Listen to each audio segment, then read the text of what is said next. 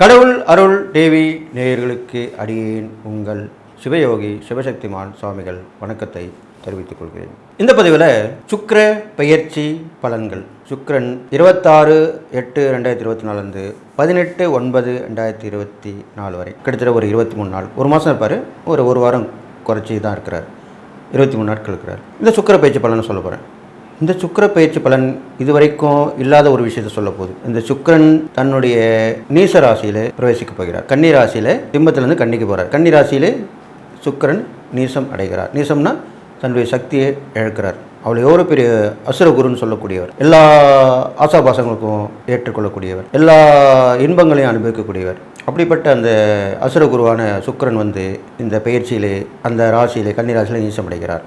அப்போது கவனமாக இருக்கக்கூடிய காலமாக இது அமைஞ்சிருக்கு. பொதுவாக கன்னி பெண்கள் கவனமாக இருக்கணும். தன்னுடைய நிதானத்தை இருக்கக்கூடாது, தன்னம்பிக்கை இருக்கக்கூடாது, தன்னுடைய ஆசைகளை பேராசையாக இருக்கக்கூடாது. அனைவரிடம் கவனமாக பழகி வர வேண்டும். இந்த உள்ள காலகட்டங்களில் தன் நிலை அறிந்து செயல்பட வேண்டும். அதனால் கவனமாக இருக்கணும்னு சொல்லிட்டு இதனுடைய சுக்கிர பயிற்சியுடைய பொது பலனை இப்போ சொல்ல போகிறேன். அதுக்கு முன்னாடி எடுக்கிற அரவணைக்கிறேன். ஓம் குருப்யோ நம நற்பவே நற்பவே நற்பவே ஓம் காஞ்சிவாசாய வித்மகே சாந்தரூபாய தீமகே தன்னோ சந்திரசேகர பிரச்சோதயாத். என் ஆத்மாதி மகாக்கலை வணக்கம். ஓம் காளிகாசாய வித்மகே மசான வாசின்ன தீமகே தன்னோ அகோர பிரச்சோதயாத்.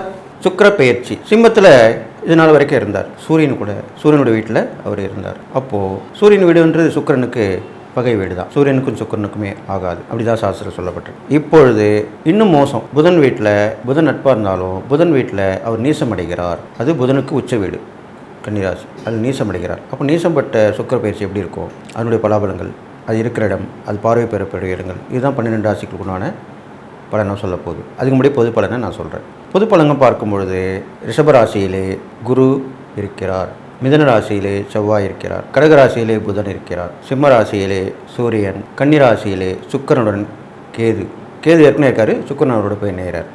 சுக்கிரனோட கேது இணைகிறார். இது இல்லாமல் கும்பராசியிலே சனி பகவான், மீனராசியிலே ராகு பகவான், ரிஷபத்திலே குருவுடன் சந்திரன் இருக்கிறார். இந்த சுக்கிர பயிற்சி ஆகும்போது குரு சந்திர யோகம் ஏற்படுகிறது. குருவும் சந்திரனும் சேர்ந்து குரு சந்திர யோகம் ஏற்படுகிறது. இது ஒரு ப்ளஸ் பாயிண்ட் தான். பொதுவாக சந்திரனும் சுக்கிரனும் சேர்ந்திருந்தாலே வளர்ச்சிகள், அபரிதமான விஷயங்கள், விபரீத ராஜயோகம் 1க்கு 2 இருக்கிறது, இது மாதிரிலாம் நடக்கும். சுக்கிரனுடைய சந்திரன் இருந்தாலும் சுக்கிர பயிற்சி காலத்திலே அந்த குருவுடன் சந்திரன் இருப்பது ரொம்ப பெரிய விஷயம் தான். சந்திரன் உச்சம் பெற்றிருக்கார். உச்சம் பெற்று அங்கே யோகத்தை கொடுக்கிறார். குரு சந்திர யோகத்தை ஏற்படுத்தி கொடுக்கிறார். பொதுவான பலன்கள் பார்க்கும்பொழுது சுக்கிர பயிற்சி தான் பண்ண சொல்ல போகிறோம். அதனால் சுக்கிரனை பற்றி எடுத்துக்கொள்வோம். சுக்கிரனாகப்பட்டவர் கேதுவுடன் இணைந்து தன்னுடைய சக்தியை அழைக்கிறார். அப்போ கேது தான் எல்லா கிரகத்துடைய சக்தியுமே ஆளுமை பெற்று திகழக்கூடியவர் கேது பகவான் தான். மற்ற 8 கிரகத்துடைய சக்தியை விட அதிகமாக தான் கேதுக்கு தான் அதிகமான பவர் உண்டு. அப்போ அந்த கேது என்ன பண்ண போகிறார், ராகுவை போல் கொடுப்பார் இல்லை, கேதுவை போல் கெடுப்பார் இல்லை, அப்படி தான் சொல்லுது சாஸ்திரம். அப்போ கெடுப்பார் எந்த வகையில் கெடுப்பார் அதுதான் இப்போ சொல்ல போகிறார். அந்த கேது சுக்கிரனோட இணைஞ்சிருக்கிறனால, கேதுவோட சுக்கிரன் இல்லை, சுக்கிரன் தான் கேதுவோட இணைஞ்சிருக்கார். அப்போது அந்த சுக்கிர பயிற்சி காலகட்டத்தில் பொதுவான பலன்கள் பார்க்கும் பொழுது கேதுவுடன் இணைந்திருப்பதால் ஆன்மீகவாதிகள், ஆன்மீகத்தை தொழிலாக கொண்டவர்கள், அருள்வாக்கு சொல்பவர்கள், ஜோதிடர்கள், ஆன்மீக பெரியோர்கள், சாதுக்கள், இது மாதிரிலாம் சொல்லப்படுது. இவர்கள் எல்லாருக்குமே கொஞ்சம் நேரம் சரியில்லாமல் இருக்க போகிறது. இவர்கள் அனைவருமே பெண்கள் விஷயத்தில் கவனமாக இருக்க வேண்டும். பெரும்பாலும் முற்றும் திறந்தவர்களுக்கு இது பிரச்சனை இல்லை. இல்லற துறவியாக இருக்கிறவங்க, குடும்பத்தில் இருக்கிறவங்க தான் அது பிரச்சனை வரும். அப்போது பெண்களால் அவமானப்படக்கூடிய நேரங்களும் அமையும். மறைமுக தொடர்புகள் ஏற்படக்கூடிய காலமாக இது அமைய போது கேது கண்டிப்பாக கெடுப்பார். சுக்கிரனுடைய இருக்கிறனால அதாவது கெட்ட குணங்கள் கொண்ட பெண்களுடனும் சவகாசம், அதன் மூலியமாக கெட்ட பலன்கள் கொடுப்பதும், பெயர் கெட்டு போவதும், அவமானப்படுதலும் இப்படி தான் நிகழ்த்து போகிறார். அப்போ ரொம்ப கவனமாக இருக்கணும். ஆண்கள் கவனமாக இருக்கணும், பெண்களும் கவனமாக இருக்கணும். பெண்களும் அவங்களுடைய தன்னிலை அறிந்து நடந்து கொள்ள வேண்டும். மறைமுக தொடர்புலாம் அதிகமாக இந்த காலகட்டத்தில் நடைபெறப் போகிறது. அப்போது அதுக்குண்டான எச்சரிக்கையாக கவனமாக இருக்கணும்னு சொல்லியிருக்கேன். இது இல்லாமல் இந்த சுக்கிரன் தன்னுடைய கன்னிராசியிலிருந்து உச்ச வீட்டை பார்க்கிறார். மீனராசியில் தான் உச்சமுடைகிறார். அந்த உச்ச வீட்டை பார்க்கிறார். அப்போ அங்கே யார் இருக்கா, ராகு பகவான் இருக்கிறார். போதுமா? அப்போது கேது கெடுப்பார், ராகு கொடுப்பார். எதை கொடுப்பார்? ராகுவும் சுக்கிரனும் ராகும் பார்க்கும் பொழுதோ சேர்க்கும் பொழுதோ அந்த லீலைகள், தாம்பத்திய விஷயங்கள் இதெல்லாமே அதிகமாக கொடுப்பார். அபரீதமாக கொடுப்பார். அது நேர்முகமாக இருக்கலாம், மறைமுகம். பெரும்பாலும் மறைமுகமாக தான் சொல்லப்படுது. ராகுவுக்கு வந்து மறைமுகமாக தான் சொல்லப்பட்டிருக்கு. இப்போ மறைமுக தொடர்புகள் இப்படிலாம் ஏற்படும். அப்போ ரொம்ப உஷாராக இருக்கணும், கவனமாக இருக்கணும். இது இல்லாமல் நல்ல விஷயமும் நான் சொல்லணும். அப்படி பார்க்கும் பொழுது ராகு திடீர் அதிர்ஷ்டத்தை கொடுக்கக்கூடியவர். அப்போது பெண்கள் மூலிமா நல்ல ஒரு பெண்கள் வசதியாக இருப்பாங்க. அவங்களுக்கு எல்லாமே இருக்கும். நல்ல ஒரு அன்பு கிடைக்காம இருக்கும். அப்படிப்பட்டவங்களுக்கு வந்து இப்போது நல்ல ஒரு தொடர்பு ஏற்படும் போது, நல்ல மனிதர் நல்ல தொடர்பு அப்படிக்கும் போது அவங்க உதவி பண்ணுவாங்க. அது ஒரு நல்ல விஷயம் தானே. அதெல்லாமே இப்போ நடக்க போகுது. அப்போது ஒன்றுமில்லாதவர்களுக்கு பெரும் செல்வந்தரான பெண் தொடர்பு ஏற்படும்போது நல்லது தான் நடக்கும். அதே மாதிரி தான் ஆணுக்கும் அதே மாதிரி தான் நடக்க போகுது. இது மாதிரி நல்ல விஷயங்களும் உண்டு. ஆசாபாசங்கள் நிறைய நடக்கும். பொதுவாக நாட்டில்னு பார்க்கும்போது பெண்கள் வழி பிரச்சனை ஏற்படும். பெண்களுடைய முன்னேற்றம் பாதிக்கப்படும். பெண்கள் போர்க்கொடி தூக்குவார்கள். எங்களுக்கு உரிமை கொடுங்கன்னுவாங்க. மகளிருக்கு உண்டான விஷயங்களை கொடுங்க, எங்களுக்கு உண்டான உதவி செய்யுங்க, இந்த மாதிரி நாங்கள் தெரியாமல் பண்ணிட்டோம், எங்களுக்கு உதவி பண்ணுங்க அப்படின்னு சொல்லுவாங்க. காவல்துறை நாடுவாங்க, நீதிமன்றத்தை நாடுவாங்க. இது மாதிரிலாம் நிறைய நடக்கும் இந்த காலகட்டங்களில். பெண்கள் பெரும்பாலும் தொடர்பு கொண்டு பேசுவார்கள். இருந்தாலும் அவர்களுடைய நடவடிக்கை எப்படி இருக்கும் என்றால், கண் கெட்ட பிறகு சூரிய நமஸ்காரம். முதல்ல கெட்டு போயிடுவாங்க. இழக்காதெல்லாம் இழந்துருவாங்க, கொடுக்காதெல்லாம் கொடுத்துருவாங்க. அதுக்கப்புறம் தான் புத்தி வந்து புகார் கொடுக்க வருவாங்க. அது மாதிரி வெளி உலகத்தை வந்து சொல்லுவாங்க. அதில் என்ன பிரயோஜனம்? ஒரு பிரயோஜனம் இல்லை. முன்னெச்சரிக்கையாக இருந்தால் எதுவுமே ஆகிருக்காது இல்லையா? அதுதான் இந்த பலனை அதிகமாக சொல்லியிருக்கேன். இந்த சுக்கிர பயிற்சி காலத்தில் இவங்களாம் கவனமாக இருக்கணும்னு சொல்லிட்டு, அது இல்லாமல் நிறைய ஆசைகள் இருக்கலாம். பேராசைகளை வளர்த்து கொடுக்கக்கூடாது இந்த காலத்தில். ஏன்னா சுக்கிரன் வந்து என்ன பண்ணுவார்னா, நீசப்பட்ட சுக்கிரன் பேராசையை கொடுத்து பெரு நஷ்டத்தில் கொண்டு வந்து விட்டு விடுவார். கூட கேது வேறு இருக்கார், ராகு ஒரு பார்வை இருக்குது. அதனால் ரொம்ப கேர்ஃபுல்லாக இருக்கணும். இது இல்லாமல் அண்டை அயலாருடைய தொடர்பும் கொஞ்சம் மட்டுப்படும், கொஞ்சம் குழப்பங்கள் ஏற்படும். சுக்கிரன் வந்து அசுர குருவாக விளங்கப்படுவதனால போர் மூலமாக இருக்கும். அது வந்து பெண்கள் மூலிமா கூட அப்படியே அந்த விஷயம் நடக்கும். பெண்கள் கூட பிரச்சனையாக இருப்பாங்க. நான் இப்போ கூட சமீபத்தில் பார்த்தீங்கன்னா, ஒரு நாடு விட்டு ஒரு பெண் சம்பந்தப்பட்டவர், ஒரு ஆட்சி புரிந்தவர் அடைக்கலமாகி வந்தார் என்று கேள்விப்பட்டோம். அது மாதிரிலாம் கூட உண்மையாக நடக்க போகுது விஷயங்கள். இதெல்லாம் நடக்கும். பெரும்பாலும் பெண்கள் வகை முன்னேற்றங்கள் தடைபடும். பெண்களுக்கு உண்டான அழிவு காலமாக கூட சொல்லப்படலாம். அதெல்லாம் உச்சியாக இருக்கணும், ஜாக்கிரதையாக இருக்கணும். இதுக்கெல்லாம் என்ன வழின்றா, இது வரும் பரிகாரங்கள் தான தர்மங்கள் மூலிமா நான் சொல்லி அதை நீங்கள் தீர்த்துக்கலாம். எல்லாமே சரியாயிடும், ஒன்றும் கவலைப்பட வேண்டியதில்லை. இப்போ ஒரு நல்லது இருந்தால் ஒரு கெட்டது இருக்கும், ஒரு கெட்டது இருந்தால் ஒரு நல்லது இருக்கும். கண்டிப்பாக இறை வழிபாடும் தான தர்மங்களும் கண்டிப்பாக நம்மளை பாதுகாக்கும் அப்படின்னு சொல்லிட்டு, இந்த சுக்கிர பயிற்சி இது வரைக்கும் எதுவும் இல்லாத ஒரு சுக்கிர பயிற்சியாக இருக்க போகுது. ஏனென்றால் சுக்கிரன் நீசப்பட்டு அந்த ராசியில் இருக்கும் அந்த ஒரு மாத காலத்துக்கு குறைவான ஒரு காலகட்டத்திலேயே நீங்கள் அனைவரும் வெகு கவனமாக இருந்து ஜாக்கிரதையாக இருந்து இந்த காலத்தை கடக்க வேண்டும் சொல்லி, இந்த நான் சொல்லும் இறை பரிகாரங்கள் தானம் எல்லாம் கவனமாக கேட்டு நடக்கணும்னு சொல்லிடுறேன். இது பொது பலன்தான். இது வந்து நீங்கள் இதை வச்சு முடிவு பண்ணக்கூடாது. உங்களுடைய சுய ஜாதகம் இருந்தால் அது என்னிடம் அனுப்பி நீங்கள் அதை பார்த்து நீங்கள் தெரிஞ்சுக்கலாம். என்னுடைய வாட்ஸ்அப் நம்பர் கீழே கொடுத்துருக்கு, அதை நான் இப்போ சொல்கிறேன். 9791052062. இதுதான் என்னுடைய வாட்ஸ்அப் நம்பர். அதில் நீங்கள் பதிவு பண்ணி உங்களுடைய டீட்டெயில்ஸ் பண்ணி கேட்டுக்கலாம். கமெண்ட்ஸில் பண்ணால் நான் பார்க்க முடியாது, நான் பிஸியாக இருப்பேன். ஃபோன் எடுக்கலாம் கூட கவலைப்படாதீங்க. அந்த வாட்ஸ்அப் நம்பரில் வந்துட்டு வெயிட் பண்ணிங்கன்னா கண்டிப்பாக உங்களுக்கு பிரச்சனை தீர்க்கப்படும். முக்கியமான விஷயங்கள்லாம் சொல்லப்படும். கண்டிப்பாக அதை நீங்கள் பயன்படுத்திக்கணும்னு சொல்லிவிட்டு, இப்போது நான் 12 ராசிக்குள்ள பலன் பார்க்க போகிறேன் அப்படின்னு சொல்லி இந்த பொது பலன் இதோட நிறைவு பெறும் சொல்லி, தனுசு ராசிக்காரங்களுக்கு சுக்கிரன் 10ஆம் இடத்துக்கு வந்திருக்கார். 9ஆம் இடத்துலேருந்து 10ஆம் இடத்துக்கு வந்திருக்கார். 10ஆம் இடத்துலேருந்து 4ஆம் இடத்தை பார்க்கிறார். அப்போ என்ன நடக்கும், என்ன செய்ய போகிறோம், எப்படிப்பட்ட பலன்கள் இருக்கணும், அதை பற்றி தான் சொல்ல போகிறேன். சுக்கிரனாகப்பட்டவர் 10ஆம் இடத்துக்கு நீசப்பட்டு வந்திருக்கிறார். சக்தி இழந்திருக்கார், கேதுவோடு சேர்ந்திருக்கார். அப்போ என்ன பண்ணணும்? 10ஆம் இடம் என்ன, ஜீவனஸ்தானம் சொல்லப்படுகிறது. அப்போது உங்கள் உத்தியோகத்தில் காப்பாற்றிக்கணும். உத்தியோகத்தில் கலகம் விளைவிக்கிறதுக்கும் சக ஊழியர்கள் சொல்லணும், கூட ஒர்க் பண்ணுறவங்க அவங்க கம்ப்ளைண்ட் பண்ணுவாங்க, கோல் மூட்டுவாங்க, இப்படிலாம் பண்ணுவாங்க. அதுதான் இப்போ நடக்க போகுது இந்த காலகட்டத்தில். அப்போ நம்ம உஷாராக இருக்கணும். பேர் கெட்டு போகிறதுக்கு வாய்ப்பு வரும்.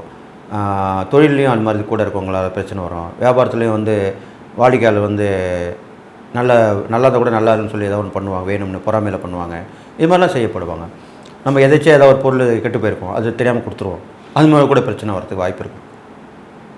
இதெல்லாம் வந்து பெரிய லெவலில் போய் உங்கள் பேர் கெட்டுப்படும், உங்கள் தொழிலும் வீழ்ச்சி, வியாபாரம் வீழ்ச்சி அடையும். அதெல்லாம் நீங்கள் முன்னெச்சரிக்கையாக உஷாராக இருக்கணும். சொல்லியிருக்கனால இனிமேல் உஷாராக இருந்திருப்பீங்க அப்படின்னு நான் நம்பிக்கையோட அடுத்ததாக என்ன சொல்ல வரேன்னா, நீங்கள் போட்டி பந்தயங்கள்லாம் கொஞ்சம் தள்ளி வைக்கிறது நல்லது. அதில் ஈடுபடாமல் இருங்க. நீங்கள் உண்டு உங்கள் வேலை உண்டுன்னு இருங்க. உங்கள் சுயமுயற்சி எடுங்க. உங்கள் குடும்பத்தை பாருங்கள். உங்களோட பழகுறவங்களை மட்டும் பார்த்துங்க, பேசுங்க, பழகுங்க. அந்நிய தலையீடு வேண்டாம். புதிய நட்பு வேண்டாம். அப்படி புதிய நட்பு வந்தால் அவங்களோட எச்சரிக்கையாக இருங்க. அவங்களால பிரச்சனை வரதுக்கு வாய்ப்பு இருக்குது. அதனால் கொஞ்சம் கேர்ஃபுல்லாக இருக்கணும், வெகு ஜாக்கிரதையாக இருக்கணும் அப்படின்னு சொல்லியிருக்கேன். அவங்களாலையும் பிரச்சனை வரதுக்கு வாய்ப்பு இருக்குது. ஏன்னா அவங்களுக்கு தெரியாமல் நம்ம பழகும்போது பிரச்சனை, நேரம் சரியில்லும் போது பிரச்சனை கண்டிப்பாக வரும். இது மாதிரிலாம் பண்ணிட்டுருக்கு. இது இல்லாமல் உங்கள் 4ஆம் இடத்தையும் அந்த சுக்கிரன் பார்க்குறனாலையும், 4ஆம் இடத்தில் ராகு வேறு இருக்கார். அப்படி பார்க்கும்பொழுது உங்களுடைய ஆரோக்கியம் மற்றும் பாதிக்கப்படும். மறைமுகமான நோய்கள் உடலுக்குள்ளே இருக்கக்கூடிய விஷயங்கள் தோன்றும். அப்போ நீங்கள் மருத்துவ பரிசோதனை பண்ணிக்கணும். முழு பரிசோதனை செய்து நல்லதுன்னு சொல்லப்பட்டிருக்கு. அது மாதிரி பண்ணிட்டு வாங்க. இது இல்லாமல் இடம் வாங்குறது, வீடு வாங்குறது, இந்த மாதிரி விஷயம்லாம் கொஞ்சம் கேர்ஃபுல்லாக இருக்கணும். ஆழ்ந்து ஆராய்ச்சி பண்ணி யோசித்து முடிவெடுக்கணும். அதுக்கப்புறம் தான் நல்லது செய்யணும். இது மாதிரிலாம் சொல்லப்பட்டிருக்கு. இது இல்லாமல் உங்களுக்கு உறவினர்கள் மூலிமா சில தொல்லைகள் வரத்துக்கு வாய்ப்பு இருக்குது. நெருங்கிய உறவினர்களாக இருப்பாங்க, அவங்க விலகி போவாங்க. அதை பற்றி கவலைப்பட வேணாம். அதுக்கப்புறம் அவங்க வந்து சேர்ந்துருவாங்க. அதனால் என்ன ஏதுன்னு விட்டுருங்க. அதை பற்றி நீங்கள் ரொம்ப அவங்ககிட்ட போய் கெஞ்சி கூத்தாடி போகணுன்ற அவசியம் இல்லை. ஏன்னா இப்போ உள்ள காலகட்டங்கள் இப்படி இருக்கும்போது அது நடக்கும். அது நடக்கும்போது அதை விட்டுடணும், அது போக்கில் விட்டுடணும். அப்போ தான் அது நம்ம வழிக்கு வரும். இது இல்லாமல் இறை சிந்தனையோடு இருந்துட்டு வாங்க, வழிபாடு பண்ணிட்டு வாங்க, அடிக்கடி கோயிலுக்கு போயிட்டு வாங்க. பெரும்பாலும் வந்து தனுசு ராசிக்காரனுக்கு குரு தான் ராசி அதிபதி சொல்லப்பட்டிருக்கு. அந்த குருவுடைய அம்சமான முருகர் வழிபட்டு வரலாம். இப்போ சுக்கிர பயிற்சி சொல்லியிருக்கனால சுக்கரனுடைய அம்சமான அந்த பெண் தெய்வங்கள் வழிபாடு வச்சுக்கலாம். பெண் தெய்வ வழிபாடுன் போது முருகரோடு சேர்ந்த வள்ளி தெய்வனோடு சேர்ந்த அந்த வழிபாடு ரொம்ப பிரசித்தி பெற்றிருக்கு. அது மாதிரி வழிபட்டு வரலாம். அது இல்லாமல் சிவனுடைய அம்சமான சக்தி, சிவன் சக்தி சேர்ந்த அம்சமான அந்த வழிபாடு பண்ணிட்டு வரலாம். இதெல்லாம் பண்ணிட்டு வந்தீங்கன்னா கண்டிப்பாக நல்லா நடக்கும். இது இல்லாமல் தான தர்மங்கள் நிறைய பண்ணிட்டு வரணும். அப்போது இந்த கெடுபங்கு குறையத்துக்கு வாய்ப்பு இருக்குது. நீங்கள் பண்ணக்கூடிய தான தர்மங்கள் வந்து குருமார்களுக்கு பண்ணுறது ரொம்ப விசேஷம். ஒரு ஆசிரியராக இருக்கலாம், அவர் உங்களுக்கு கற்றுக் கொடுத்த குருவாக இருக்கலாம், ஏதோ ஒரு துறையை கற்றுக் கொடுத்துருக்கலாம். அவர் வந்து இப்போ ஏழ்மையில இருக்கலாம், அவருக்கு போய் தேவை அறிஞ்சு உதவி பண்ணிட்டு வாங்க. அது இல்லாமல் குரு கோயிலுக்கெல்லாம் போயிட்டு வாங்க. அந்த தரிசனம் பண்ணிட்டு வாங்க, மகான்கள் தரிசனம், ஜீவ சமாதி தரிசனம்லாம் பண்ணிட்டு வாங்க. அதெல்லாம் பண்ணிட்டு வந்தால் கண்டிப்பாக நல்லா நடக்கும். தனுசு ராசிக்காரங்க பெரும்பாலும் ஒரே குறிக்கோளாக இருப்பாங்க, எண்ணத்தோட நேர்மையாக இருப்பாங்க. அவங்களுக்கே இப்போ உள்ள சோதனையான காலம் இருக்கும்போது அது கவனம் போயிடும். அதனால் இறை சிந்தனையோடு இருங்க. இறை பாடல்கள் பாடிட்டு வாங்க, ஸ்லோகம் சொல்லிட்டு வாங்க. எந்நேரமும் இறை நாமாக்களை, உங்களுக்கு பிடிச்ச தெய்வங்களுடைய நாமாக்களை சொல்லிட்டு வாங்க. அது தொடர்ந்து சொல்லிகிட்டே வரலாம். தப்பு மானசீகம்னு சொல்லுவாங்க. வாயில் வெளிப்பட்டும் சொல்லலாம், மனசுக்குள்ளேயும் சொல்லலாம். மனசுக்குள்ளே சொல்லிட்டு வர்றது ரொம்ப விசேஷமாக சொல்லப்பட்டிருக்கு. வண்டி வாகனம் போகும்போது கொஞ்சம் கேர்ஃபுல்லாக இருக்கணும், ஜாக்கிரதையாக இருக்கணும். வாகனங்களை வந்து இப்போ இந்த காலகட்டத்தில் கொஞ்சம் மாற்றாமல் இருக்கிறது நல்லது. அதை ரிப்பேர் பண்ணி வச்சுக்கிறதா மொழியை புதுசாக வாங்கக்கூடாது. அதே மாதிரி தான் வீடு விஷயமா இருந்தாலும் ரிப்பேர் பண்ணி வச்சுக்கலாம். புதுசாக வாங்குறதையோ பெரிய லெவலில் வாங்குறதையோ கொஞ்சம் தள்ளி போகிறது நல்லது. அகலக்கால் வைக்கக்கூடாது, அதுதான் சொல்லியிருக்கு. இது மாதிரிலாம் பண்ணிட்டு வந்தீங்கன்னா கண்டிப்பாக நல்லா நடக்கும்னு சொல்லிட்டு, பெரும்பாலும் நீங்கள் தான தர்மங்கள் நிறைய பண்ணணும். குழந்தைங்களுக்கு வந்து நிறைய தான தர்மம் பண்ணிட்டு வாங்க. ஏழ்மையான குழந்தைங்களுக்கு பண்ணிட்டு வாங்க. தத்து எடுத்த மாதிரி, தத்து என்ன பர்மனெண்டாக தத்து எடுக்கணும். ஒரு மாதம் போங்க, அந்த குழந்தைக்கு பண்ணுறேன் அப்படின்னு சொல்லிட்டு வாங்க. அவங்க ஒத்துப்பாங்க. அதை போய்ட்டு நீங்கள் உங்கள் டேர்ன் வரும்போது நீங்கள் போய் பண்ணிட்டு வாங்க. இது மாதிரிலாம் கூட பண்ணலாம், தப்பு இல்லை. இது மாதிரி செஞ்சுட்டு வாங்க. அப்போது நல்ல விஷயங்கள் நடக்கும். இது இல்லாமல் இறை சிந்தனை பரிகாரம்லாம் பண்ணிட்டு வந்தவங்க உங்களுக்கு மேன்மேலும் கெட்ட பலன் குறைஞ்சி நல்ல பலன் தான் ஏற்பட போகுது. பெரும்பாலும் சுக்கிர பயிற்சி வந்து உங்களுக்கு ராசாதிபதி குருவாக இருக்கிறனால கொஞ்சம் ஒத்து போகாது, கொஞ்சம் முன்னுக்கு பின் முன்னாக தான் இருக்கும். அதனால் அதுக்கேற்ற நீங்கள் இறை பரிகாரம் தானம் பண்ணிட்டு வந்தால் தான் அதில் தப்பிச்சு வர முடியும். அதனால் மற்ற கிரகங்களும் சரியில்லாத சூழ்நிலையாக இருக்கிறனால ரொம்ப கவனமாக இருந்து இந்த காலத்துக்கு நீங்கள் கடத்தி வரணும். அதுக்கு ஒரே வழி இறை சிந்தனையோடு இருந்து நான் சொன்ன இந்த தான தர்மம் பண்ணிட்டு வந்தீங்கன்னா கண்டிப்பாக இந்த சுக்கிர பயிற்சி பலன் உங்களுக்கு நல்லது தான் கொடுக்குன்னு சொல்லிட்டு, நீங்கள் பெரும்பாலும் வந்து கோயிலுக்கு போனீங்கன்னா சுற்றி வரணும், நிறைய இடம் சுற்றி வரணும். இப்படி பாத யாத்திரை சொல்லியிருக்கல, அது மாதிரி நிறைய சுற்றணும். ஒரு குறைஞ்ச 11 தடவை, 21, 54, 108 இது மாதிரிலாம் சுற்றி வரலாம். இந்த மாதிரி சுற்றி வர்றது உங்களுக்கு ரொம்ப வேஸ்ட்ட விஷயமாக சொல்லப்பட்டிருக்கு. ஏன்னா தனுசு ராசிக்கு அந்த கோயிலை எங்கே போனாலுமே நல்ல நேரம் வந்து கெட்ட நேரம் சொல்லி கோவிலை அடிக்கடி அதிகமாக சுற்றி வருவது உங்களுக்கு சுசுமான பரிகாரம் சொல்லப்பட்டிருக்கு. அதனால் நீங்கள் கோவிலை அடிக்கடிமாக சுற்றி வாங்க, நிறைய எண்ணிக்கையில் சுற்றி வாங்க, அப்போ கண்டிப்பாக நல்லது நடக்கும்னு சொல்லி நீங்கள் சுக்கிர பயிற்சி பண்ண உங்களுக்கு எல்லா நாளும் போய்ட்டு வாழணும்னு சொல்லி வாழ்த்தி விடைபெறுகிறேன். நன்றி, வணக்கம். கடவுள் அருள் டிவியை பார்த்தமைக்க நன்றிகள். மேலும் இது போன்ற தகவல்களை தெரிந்து கொள்ள கடவுள் அருள் டிவியை சப்ஸ்கிரைப் செய்யுங்கள். மறக்காமல் பெல் ஐக்கானை கிளிக் செய்யுங்கள்.